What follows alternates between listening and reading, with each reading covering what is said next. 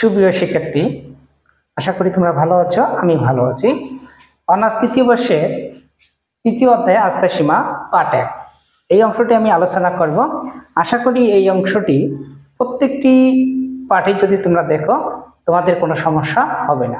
তাহলে আসুন আমরা কিভাবে অঙ্কটি করব সেটার উপায় জেনে নিই। আস্থার সীমার 1 নম্বর সূত্র হলো গড়ের আস্থার সীমা। আগে আলোচনা করব। কিসের আস্থার সীমা? গড়ের আস্থার সীমা। আমি কিন্তু আগে গড়ের আলোচনা করব। গড়ের আস্থার সীমা, আস্থা সীমা x bar minus Z alpha by 2 sigma root n less than equal mu less than equal x bar plus Z alpha by 2 sigma root n sigma root n আমরা এইরকম করে করব। তাহলে সূত্র হলো 1। তাহলে গড়ের আস্থার সীমা যদি চাই তাহলে কিসের আস্থার সীমা আলোচনা করব আগে আমি? গড়ের। তাহলে x bar minus Z alpha by 2 sigma root n less than equal mu less than equal x bar plus Z alpha by 2 sigma root n 1 number. 2 number সূত্রটা দেখেন। তাহলে আবারও গড়ের আস্থার সীমা, গড়ের আস্থার সীমা আসেন x bar Z alpha by 2 sigma root n। এখানে আমি সিগমা দেব না, তার কারণ যুক্তিটা আমি দেখাবো। Root n less than equal mu less than equal x bar plus হবে Z alpha by 2 S root n S root n। বুঝতে পারছেন এইটা কখন হবে আর এই সূত্রটি কখন হবে? যদি সমগ্রকের কি দেওয়া থাকে? সমগ্রকের ভেদাঙ্ক দেওয়া থাকে। ভেদাঙ্ক থাকলে বা পরিমিত ব্যবধান, পরিমিত ব্যবধান যদি সমগ্রকের পরিমিত ব্যবধান দেওয়া থাকে বা সমগ্রকের ভেদাঙ্ক দেওয়া থাকে, ঠিক তখন ওই সূত্রটি হবে। আর এইটির মধ্যে যদি সমগ্রকের পরিমিত ব্যবধান না থাকে, নমুনার পরিমিত ব্যবধান থাকে, কার? নমুনার পরিমিত ব্যবধান ও ভেদাঙ্ক দেওয়া থাকে, তখন দ্বিতীয় সূত্রটি হবে। তাহলে প্রথম সূত্রটি কখন হবে? যদি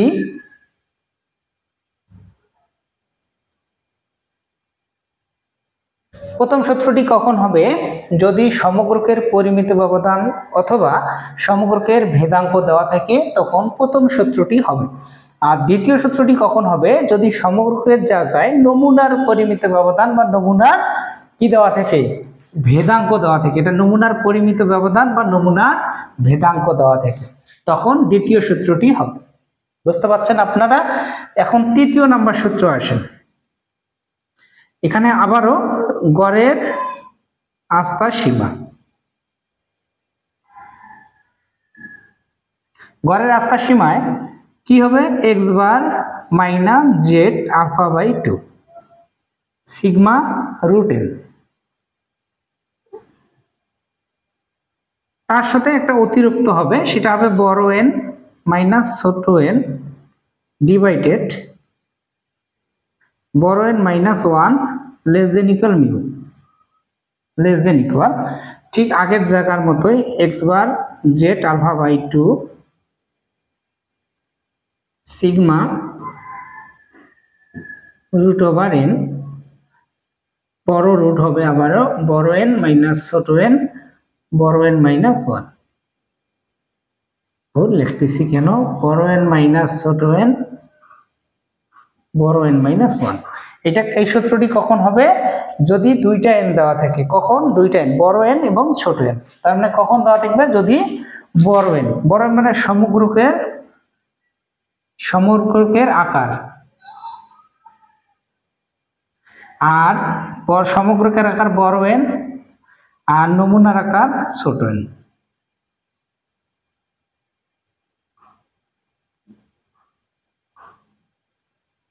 তাহলে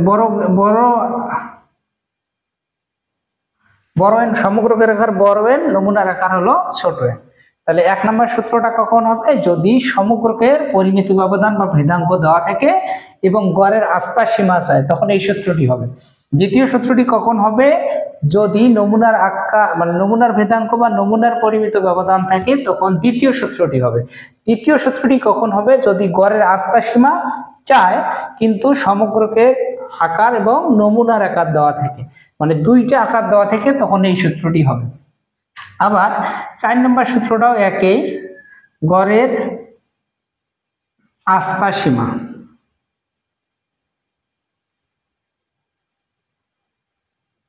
গড়ের আস্থার সীমা একই হবে, X bar minus Z alpha by 2, এখানে এস হবে √n। আবার বড় এন মাইনাস ছোট এন, বড় N minus 1 less than equal mu X bar plus Z alpha by 2 S √n বড় এন মাইনাস ছোট এন, বড় এন মাইনাস 1। আর এই 4টি সূত্র হলে গড়ের আস্থার সীমার একটা পার্ট আমরা করতে পারবো। তাহলে কত পার্ট, এক পার্টে 4টি সূত্র হলো। এই 4টি সূত্রে আমরা প্রয়োগ শিখব সামনের দ্বিতীয় পার্টে। তাহলে তোমাদের কি করতে হবে, ধারাবাহিকভাবে ক্লাসগুলো দেখতে হবে, অন্যথায় তোমাদের এই অঙ্কগুলো করা অসম্ভব হয়ে দাঁড়াবে।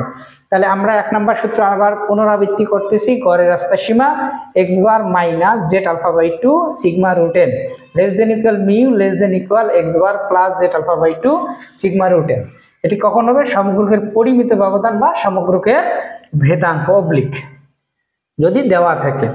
গড়ের আস্থার সীমার সূত্র X bar minus Z alpha by 2 S √n less than equal mu less than equal x bar plus Z alpha by 2 S রেন। এটা কখন হবে, যদি সমগ্রকের জায়গায় নমুনার পরিমিত ব্যবধান বা নমুনার ভেদাঙ্ক দেওয়া থাকে। তৃতীয় সূত্র কখন হবে, গড়ের আস্থার সীমা একই সূত্র, শুধু এই জায়গাটা অতিরিক্ত হয়েছে, বড় এন ছোট এন ডিভাইডেড বড় এন 1। এইটা কখন হবে, যদি সমগ্রকের আকার এবং নমুনার আকার দেওয়া থাকে, তখন এই জায়গাটা অতিরিক্ত হবে। তাহলে 1 নম্বর সূত্রের সাথে 3 নম্বর সূত্রের মিল, আবার 2 নম্বর সূত্রের সাথে কয় নম্বর, 4 নম্বর সূত্রের মিল। তাহলে ঠিক আছে, আজকে তোমাদের এতটুকুই আলোচনা করালাম। এখন দ্বিতীয় আলোচনা করাবো পার্ট 2।